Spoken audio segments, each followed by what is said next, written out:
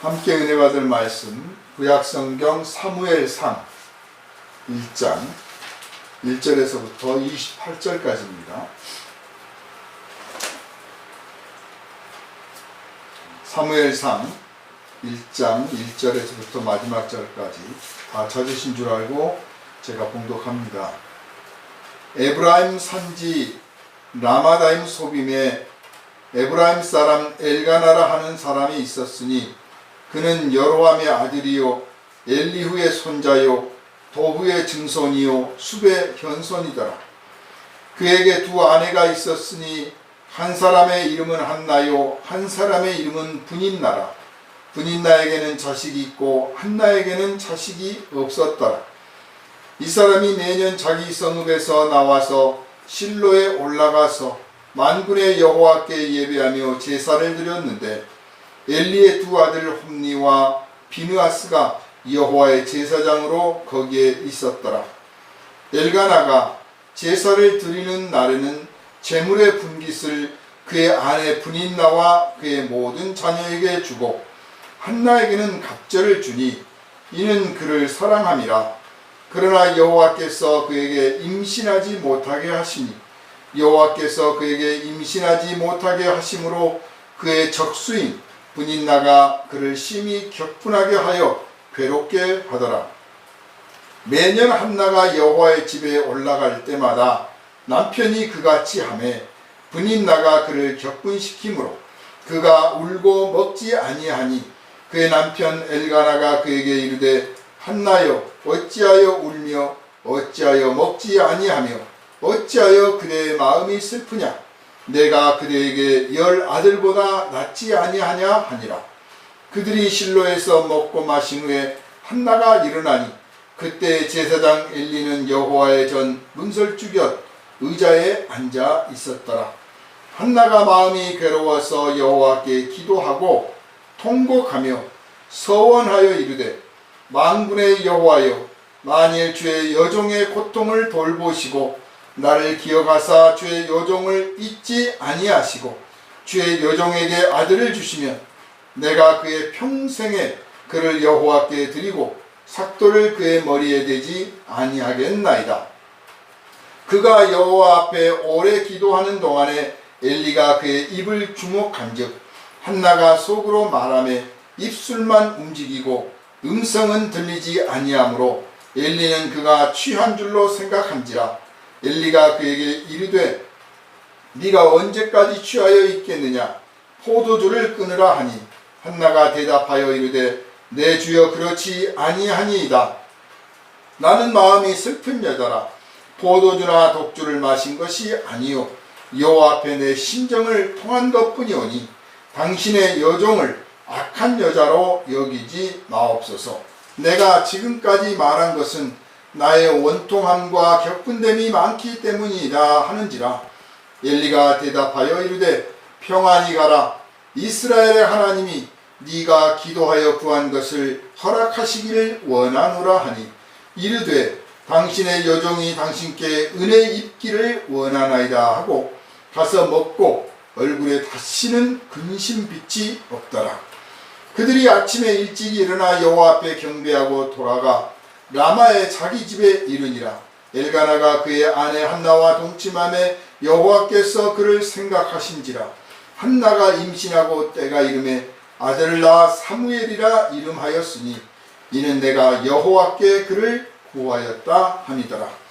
그 사람 엘가나와 그의 온 집이 여호와께 매년제와 서원제를 드리러 올라갈 때 오직 한나는 올라가지 아니하고 그의 남편에게 이르되 아이를 젖대거든 내가 그를 데리고 가서 여호와 앞에 뵙게 하고 거기에 영원히 있게 하리다 하니 그의 남편 엘가나가 그에게 이르되 그대의 소견에 좋은 대로 하여 그를 젖대기까지 기다리라. 오직 여호와께서 그의 말씀대로 이루시기를 원하노라 하니라.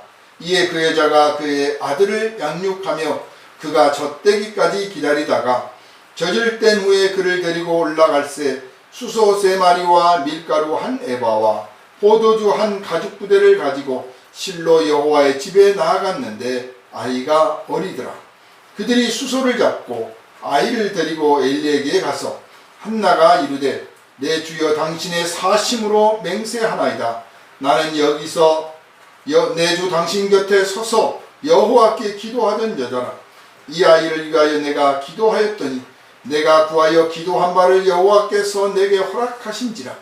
그러므로 나도 그를 여호와께 드리되 그의 평생을 여호와께 드리나이다 하고 그가 거기서 여호와께 경배하니라. 아멘. 할렐루야. 아멘. 사람이 지혜를 갖는다, 지식이 있다 하는데 어떤 것이 가장 지혜로운 것인가? 어떤 지식이 가장 큰 지식인가? 할 때 하나님을 아는 것, 다시 말해서 하나님이 어떠한 분인지를 아는 것, 또 하나님의 뜻을 아는 것, 이것이 가장 큰 지혜요, 가장 큰 지식이다, 이렇게 말씀을 드릴 수가 있습니다. 성경은 그것을 우리에게 가르쳐주는 책입니다. 특히 구약 성경은 사실 오늘 우리처럼 성령을 받은 사람들이 많지 않기 때문에 하나님의 뜻을 알 수가 없어요.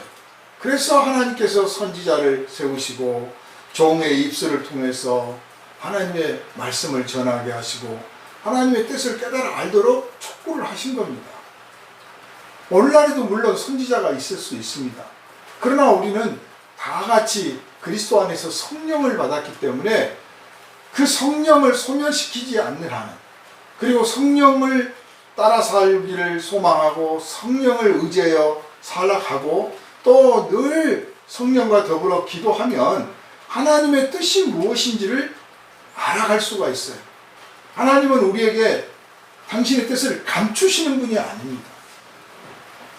우리에게 성령을 주셨다고 하는 것은 우리에게 하나님의 뜻을 알리려고 하신다는 적극적인 의미가 담겨져 있는 거예요. 어디 그 이상한 이단들이 하나님은 당신의 뜻을 다 감추시고 택한 사람만 알게 하시고 모든 것을 다 비유로 하시고 다 숨겼다. 그래서 우리들에게만 이런 것을 알려주신다.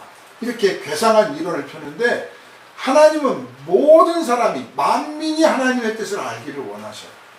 그런데 그 만민이 하나님의 뜻을 알기를 원하시는데 다 육체의 욕망을 따라 살기 때문에 하나님의 뜻을 알 수가 없고, 그 가운데 먼저 구원을 받은 우리 그리스도인들, 하나님의 자녀된 백성들에게 성령을 부어주셔서 먼저 우리가 하나님의 뜻을 알고 순종하고 그리고 이웃들에게 전파하기를 원하시는 것이죠. 그래서 구약 성경을 읽다 보면 참 답답하다 할 때가 많아요.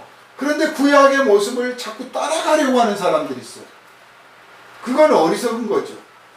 이미 성령을 받아서 성령께서 인도하시는 대로 나아가면 되는 것입니다. 그래서 성령을 받은 줄도 모르는 사람들도 있고, 성령을 받았으나 성령을 의지하고 성령께 기도하고 성령과 더불어 사는 이 복된 삶을 누리지 못하는 사람들이 오늘 우리 그리스도인 중에 상당히 많은 거예요. 참 답답하고 슬픈 이야기죠.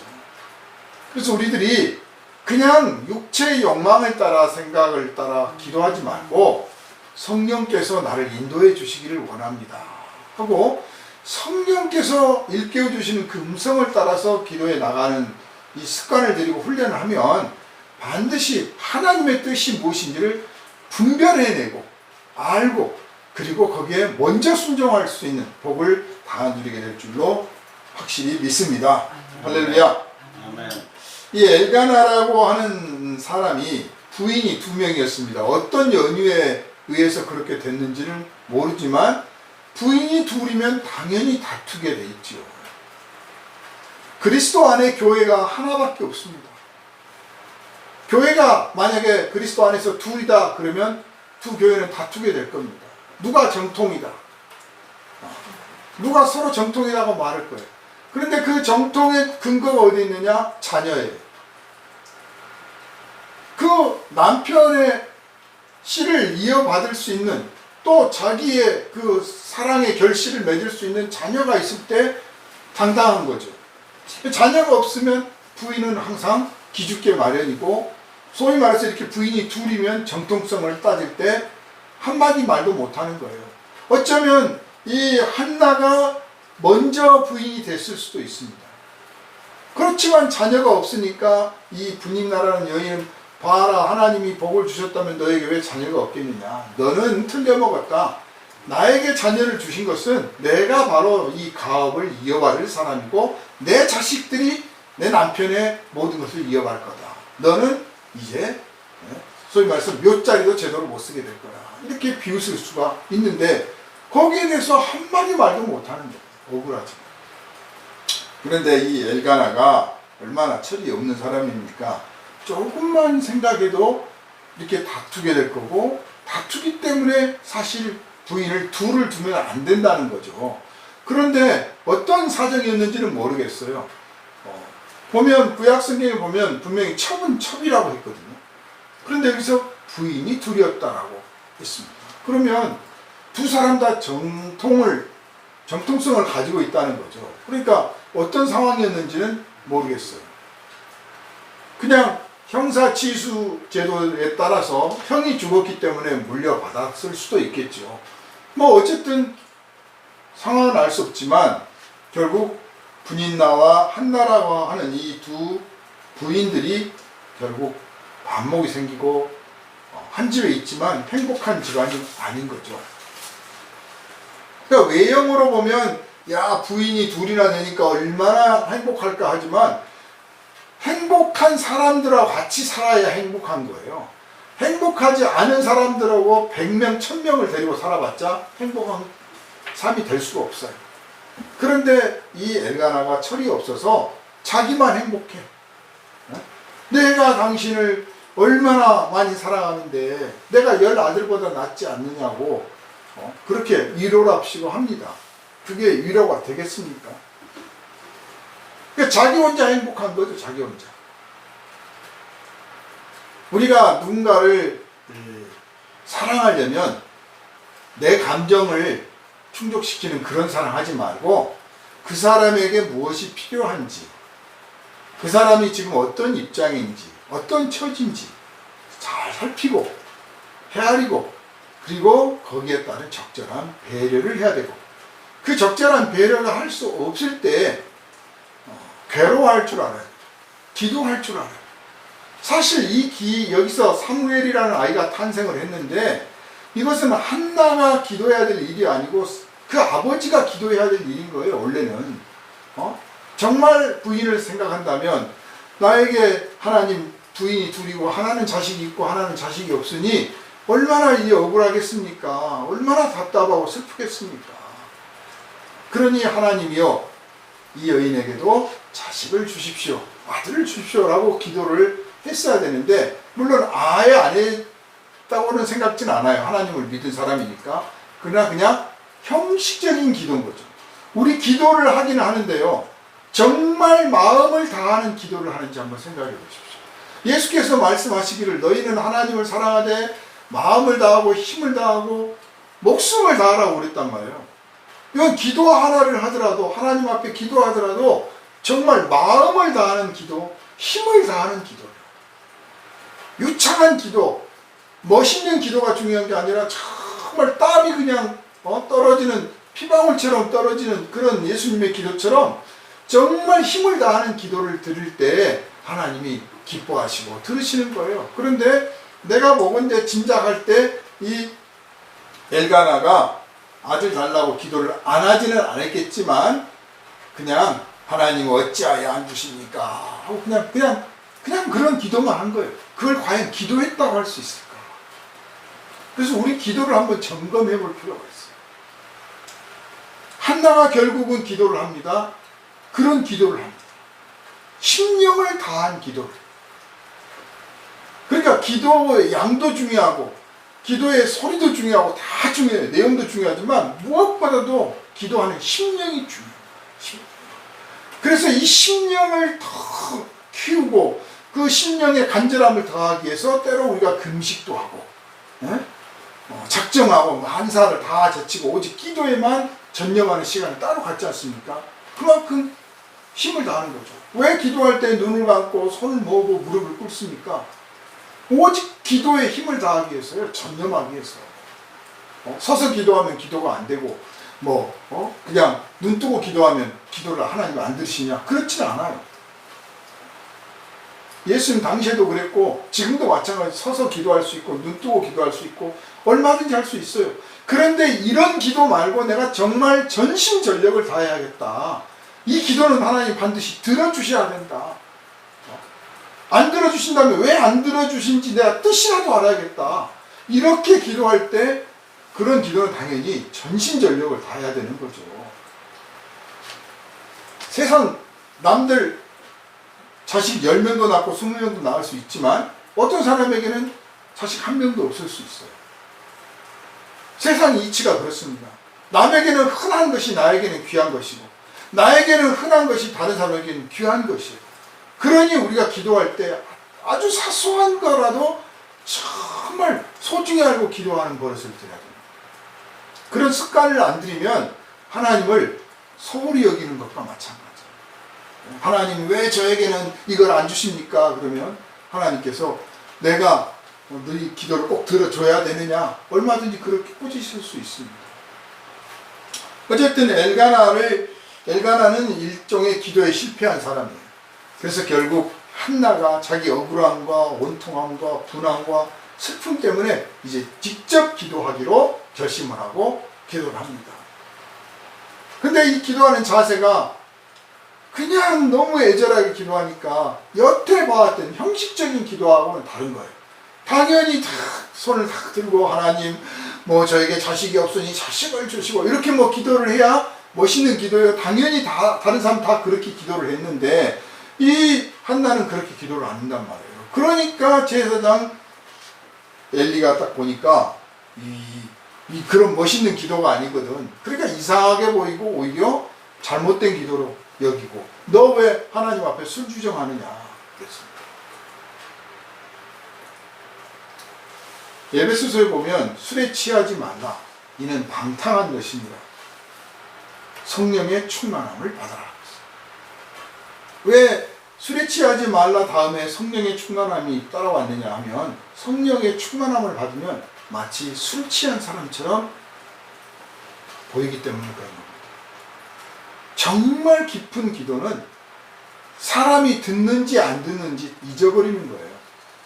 그건 어디에 취해 있는 거죠. 우리가 취했다 그러면 남의 시선 의식하지 않잖아요.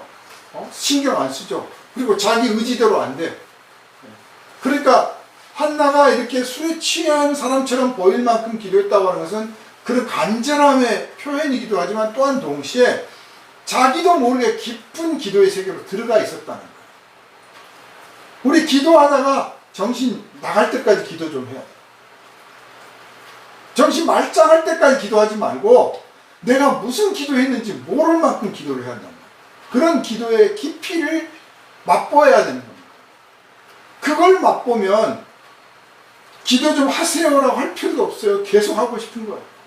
틈만 나면 기도하는 거예요. 오늘 우리 성도들이 기도에 능력이 없는 것은 자기가 무슨 기도를 하는지 모를 만큼 깊은 기도에 들어가 보지 못하고 있기 때문에 그래요. 그만큼 기도의 시간을 배려하지 않고 있고 그만큼 간절함이 없고 그만큼 힘을 다함이 없어요. 그런 장소를 그렇게 마음껏 좀 기도하라고 기도 원도 만들어 놓고 기도 불도 파놓고 막 하지 않습니까? 근데 우리 교회는 그 기도원 갈 필요도 없고 기도국을 갈 필요도 없어. 여기서 하면 되는 거예요 그냥. 저녁에 와서 기도하면 밑에서 음악 소리 커서 내가 무슨 소리를 하고 있는지 몰라. 아무도 모르는 거예요. 안심하고 기도할 수 있는 거예요. 기도 시끄러워서 못하는 데가 아니라 반대로 내가 마음껏 부르짖어도 아무도 내 기도에 신경 안 쓰겠구나. 이거 하나님의 안배다 생각하고 막 부르짖어 기도할 수 있는 좋은 장소를 우리가 하나님으로부터 얻은 겁니다. 활용해야 될 줄로 압니다. 아무튼 한나가 이렇게 부르짖어 깊이 기도했더니 술에 취한 모습처럼 보였고 그걸 모르니까 아마 엘리도 그 정도 기도를 안 해본 것 같아요. 이 영적인 세계는요 경험해보지 않은 사람은 전혀 모릅니다. 굳이 말해서 영의 단계가 12단계다 300단계다 1000단계다 말해도 아무도 모르는 거예요. 12단계인 줄 아는 사람은 12단계까지 간 사람이고 1000단계라고 하는 사람은 1000단계까지 가본 사람인 거예요. 가보지 않으면 그 단계를 모르는 거예요. 그래서 바로 아래 사람이 그 다음에 무슨 세계가 있는지를 몰라요. 이를테면 여러분 애언은사를 가진 사람과 애언은사가 없는 사람이 어떻게 알겠습니까? 어떤 분은 뭐 그냥 보기만 해도 그 사람이 무슨 병 걸렸는지 안다는 거예요. 그러면 아는 사람과 모르는 사람이 어떻게 서로 이해할 수 있겠습니까? 전혀 다른 거죠. 영적인 세계가 그렇습니다. 그러니까 우리가 좀 보기에 아, 저 사람 뭐 좀 오버하는 거 아니야, 그런 생각이 들더라도 함부로 말하면 안 돼요. 이 엘리가 지금 제사장이기 때문에 나름 뭐 바로 잡아줘야 되는 입장이요, 훈계를 해야 되는 입장이니까 이렇게 한마디를 했어요. 그렇지만 사실은 조심스럽게 해야 되는 거예요. 너 왜 이렇게 술 주장하냐 이렇게 말할 게 아니라 내가 보기에 마치 술 취한 사람처럼 하는데 그거 어떻게 된 거냐? 기도한 거냐? 술 주정한 거냐? 소위 말해서 변명할 시간이라도 좀 줘야죠. 우리가 어떤 것에 익숙해지면, 또 어떤 교육을 받으면, 어떤 것들을 깨달으면 그게 자기에게서 전부가 되는 경향이 있어요.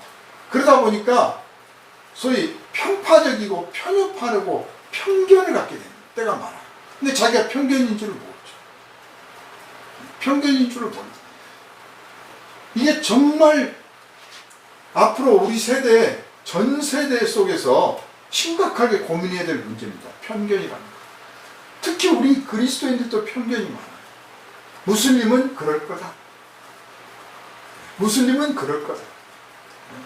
예전에 이제 남북이 서로 대치할 때 이북 사람들은 그럴 거다. 머리에 뿔난 줄 알았어요, 저도. 이 편견 한번 사로잡히면요, 거기서 못 벗어나. 그런데 하나님의 세계는 얼마나 넓은지 몰라요. 그러니까 엘리가 조금 더 신중하게 저 사람이 그렇게 기도하는 모습을 보니 이게 술주정인지 잠꼬대를 하고 있는지 기도를 하는지 잘 모르겠다. 그럼 불러서 내가 보기에 이렇게 그러던데 너 혹시 뭐 술 취했냐 해야 되는데 꾸짖기를 먼저 했어요. 그만큼 엘리가 편협한 사람인 거죠. 자기 자아가 가득한 거예요. 나중에 보면 알겠지만 이 아들 둘이 그 개판 5분 전이었는데, 아니 5분 전이 아니라 아주 개판으로 살았는데 그거 하나를 못 잡아요. 책망 하나를 못해요. 자기 의만 있는 거죠. 자녀가 없는 부인의 그 아픔과 쓰름을 모르잖아요. 남편이 자식들이 개망나니 짓을 해서 하나님 앞에 심한 책망을 받고 심판을 받을 지경이 됐는데 그거에 대한 어떤 미래를 생각하지 않아요. 미래를 생각하지 않는 신앙, 위험한 신앙입니다. 이렇게 교회가 세워졌는데 우리 다음 세대는 어떻게 할 것인가? 이 교회가 어떻게 될 것인가? 이거 염려해야 되는 거예요. 하나님이 알아서 하시겠지. 이것처럼 나태하고 게으른 생각이 없어요. 이 교회를 건강하고 힘있는 교회, 아름다운 교회, 복된 교회로 성장시키고 후대에 물려줘야 돼요. 이 자리에 계속 하나님의 자녀들이 쳐서 계속 여기서 찬양하고 기도 소리가 들려줘야 돼요. 이런 교회를 만들어내는 것이 우리의 사명이다라고 깨달아야 돼요. 엘리는 전혀 그런 생각이 없어. 자기가 하나님 앞에 제사장으로 부름받았으니 뭐 자기 사명 잘하면 되고 나머지는 하나님 알아서 하시겠지. 그런 사람에게는 영적인 권리를 하나님께서 거두시기 마련인 겁니다. 지금 우리 한국 땅에 교회가 얼마나 많습니까? 다 건강한지 아닌지는 일단 차치하고 교회가 얼마나 많아요. 그런데 처음 복음이 전파됐던 로마나 뭐 서아시아나 그 밖에 그 지역에 지금 교회가 몇 개나 남았습니까? 다음 세대를 생각하지 않는 교회들이 되었기 때문에 결국 교회가 소멸된 겁니다. 교회가 소멸되고. 그러니까 1장에서 이 사건은 지금 엘가나라고 하는 한 집안의 장래를 생각하는, 무엇이 진정 행복한 것인가, 미래를 내다보는 것인가, 하나님의 뜻이 어디에 있는가를 생각해야 되는 부분이 있고, 그리고 이제 엘리라고 하는 집안과 이제 비교가 될 텐데, 엘리는 과연 어떤 사람인가? 요즘 식으로 말하면 너나 잘하세요, 지금 그런 말을 드려야 될 상황인 거예요. 어찌됐든 간에 한나의 기도를 하나님이 들으셨습니다. 들어서 결국 하나님이 내 기도를 들어주셨다 하는 뜻으로 이름 지은 사무엘이라고 하는 그 아들이 탄생을 했습니다. 그런데 왜 이렇게 기도하게 해서 이런 일이 됐을까요? 이제 결과론적으로 본다면 하나님께서 전적으로 하나님이 쓰시고 싶은 종이 필요했던 거예요. 전적으로. 우리에게 전적으로 너는 내 일만 해라 그러면 사실 감당 못할 거예요. 그죠? 적당하게. 사실 뭐 목회자가 된 분들도 약속하기는 내가 전적으로 하나님께 충성하고 따르겠습니다 라고 약속은 했지만, 그래도 마음이 뭐 가족도 돌봐야 되고 뭐 해야 되고 뭐 해야 다 해. 근데 알다시피 사무엘은 이제 나중에 이 여호와의 집에서 살게 됐기 때문에 소위 말해서 친구도 없고 뭐도 아무도 없어요. 하나님이 친구고 하나님이 선생님이고 하나님이 전부야. 그래 하나님밖에 모르게 성장하게 됩니다. 왜 그렇게 해야 했을까? 그렇게 되지 않으면 안 될 만큼의 중요한 일을 하나님께서 시키고자 했던 거고, 그런 사람이 필요했던 거예요. 그런 사람. 그런데 그런 사람을 어느 날 갑자기 너 해라 그러면 과연 할 수 있을까? 영성훈련이 안 돼 있고, 또 그만큼 결심이 안 돼 있을 거고, 또 만약에 부모라면 그런 자식, 자기 자식, 사랑하는 자식 내놓기가 쉽지 않기 때문에 하나님께서 이런 우여곡절 끝에 그렇게 되도록 안배하셨다, 이렇게 해석할 수가 있습니다. 그러니까 지금 당장 나에게서 어떤 결실이 안 나오고, 지금 내 기도가 응답받지 않고 벌써 10년이 됐네, 뭐 20년이 됐네, 이렇게 하다가 포기하지 말고, 하나님께서 이렇게 기도의 응답이 더디신 이유는 내가 요구하는 그 목적 말고 다른 것으로 하나님이 쓰시고자 한다는 거예요. 하나님의 거룩하신 뜻이 다른 데 있다는 거예요. 그걸 알기를 소망해야 되는 거예요, 오히려. 성령을 받지 않았기 때문에 그저 기도할 줄밖에 몰라요. 그런데 성령을 받으면 기도하지만 하나님의 응답, 음성을 듣는 거예요. 너는 그런 기도를 바꿔라. 너는 그런 기도하지 마라. 너는 더욱 기도해라. 너는 더 부어지져라. 내가 너의 기도에 응답하리라. 그런 하나님과의 교제가 있을 수가 있는 거죠. 성령을 받았다고 하는 것은. 아무튼 하나님께서 한나의 마음을, 또 엘가나의 마음을 정말 원통하다 싶을 만큼 간절하게 만들어서 기도하게 하시고, 그 기도의 응답으로 아들을 주셨습니다. 그래서 그 아들은 엘가나 집안의 아들이요 한나의 아들이지만 하나님의 아들인 거죠. 하나님의 아들. 그 하나님의 아들이 이 땅에 오셔야만 하나님의 뜻이 온전히 이루어질 수 있기 때문에 그런 것입니다. 그러니까 나중에 예수께서는 성령으로 잉태하셨지만, 여기는 성령으로 잉태한 건 아니지만 생산의 능력이 없다고 다 포기했을 때, 마치 아브라함이 그랬듯이 완전히 다 포기했을 때 하나님께서 하나님의 뜻에 따라 자녀를 주셨다. 그러면 자, 우리는 하나님께 그렇게 기도하지 않았는데 자식을 얻었으니 그럼 별 볼 일 없나? 아닌 거예요. 감사할 줄 알아요. 이렇게 부르짖어 기도해야 얻게 되는 자식을 나는 쉽게 얻었구나. 정말 은혜 받은 사람이다. 그러니 배나 10배나 더 귀하게 기르고 또 아름답게 길러서 하나님께 드려야겠다. 이런 소망, 이런 결심 우리 모두가 갖기를 바랍니다. 우리 교회에도 자녀의 생산의 복이 날마다 그치지 않기를 바랍니다. 육신의 자녀도 늘고 영적인 자녀도 늘어야겠습니다. 이것을 위해서 기도하는 사람이 필요합니다. 이 모두가 우리의 사명인 줄 확실히 믿으시기를 주님의 이름으로 축원합니다. 기도합니다.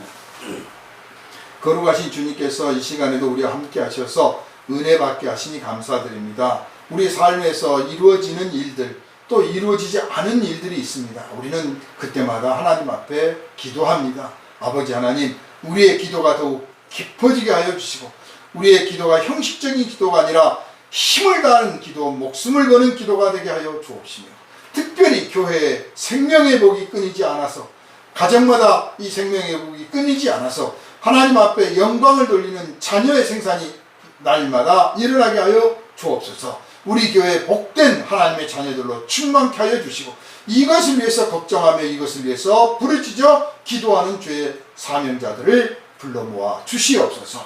우리를 원하신 예수님 이름으로 간절히 기도하옵나이다. 아멘. 할렐루야. 기도했습니다.